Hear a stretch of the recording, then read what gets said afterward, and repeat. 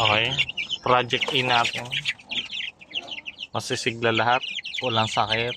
Yan. Lalaki yan guys. Pure black.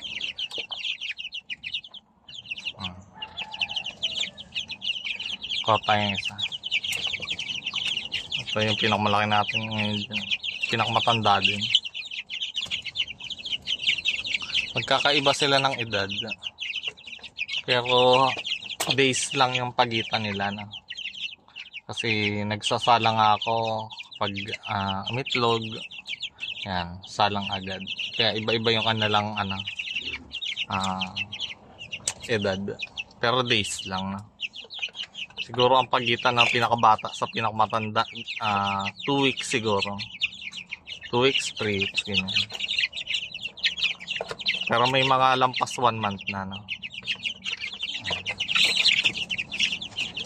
Ganda.